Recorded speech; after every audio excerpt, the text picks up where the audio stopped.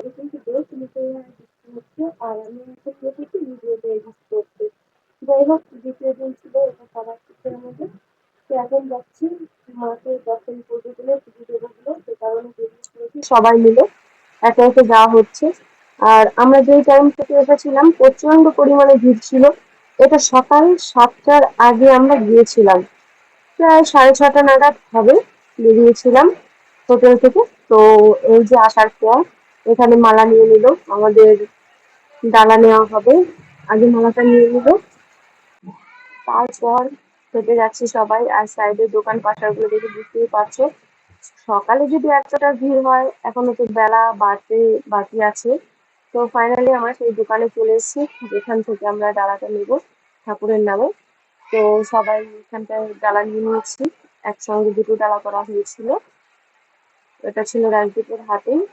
তো ও যেহেতু চেনে, ও অনেকবার এসছে, ওই আমাদেরকে নিয়ে এসছে।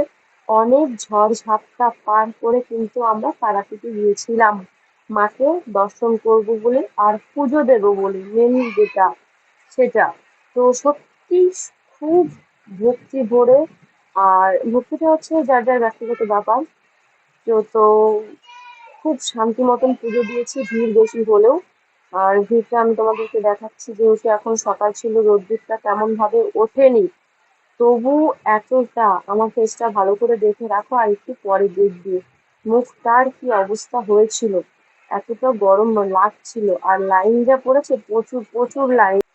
তো পান্ডারা ওনারা শুধু একটা কথাই বলছিল যে এমন দিনে এসো না তোমরা, তোমরা এমন দিনে এসো না, কিছুই মানে করার নেই আমাদের, এত ভিড় থাকে এই দুটো দিন।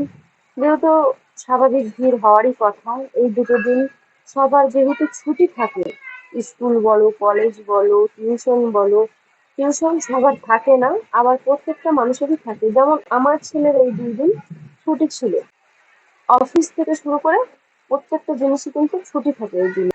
সে কারণে আমরাও যেহেতু গিয়েছিলাম, তো আমাদের মতনই শত শত মানুষ এসেছে এখানে। তো লাইনে দাঁড়িয়ে থাকার পর অবশেষে আমি মায়ের যে মেন মন্দির সেইখানে পৌঁছেছিলাম। আর এইখানে আমার ভিডিও করা নিষেধ ছিল, তবু আমি তোমাদের জন্য ভিডিও করেছি অনেক রিস্ক নিয়ে। তবে ভেতরে গিয়ে আর করতে পারিনি। তখন আমি মাকে দেখে খুবই ইমোশনাল হয়ে গেছিলাম, জানি না কেন আমার ভিডিওটা করা হয়নি। আর আমি সেটা ভালো লাগছিল না আমার। পুজো দিয়ে কমপ্লিট হয়ে গেছে, আর এখন আমরা বেরিয়ে এসেছি এখান থেকে। আস্তে আস্তে গুটি গুটি পায়ে সবাই এখন যাব সকালের ব্রেকফাস্ট করব। তো চলো, কি খাই কি না খাই সবটা একটু তোমাদের সঙ্গে শেয়ার করব। আর সত্যি লাইনে যে এতক্ষণ 2.5-3 ঘন্টা লাইনে দাঁড়িয়েছিলাম, মাকে দেখার পরে সেই কষ্টটা না উধাও হয়ে গেছে, জানি না কেন। আর যদি একটু অসুবিধা হতে পারে, যেহেতু বাইরে আমাদের বৃষ্টি হচ্ছে, একটু ম্যানেজ করে নিও। যাই হোক, এখানে প্রসাদ নেওয়া হয়ে গেছে আমাদের, সবাই একটু বসলাম এখানে। আর এই যে সকালের খাবার খাচ্ছি এখন। টাটা, ভালো লাগে।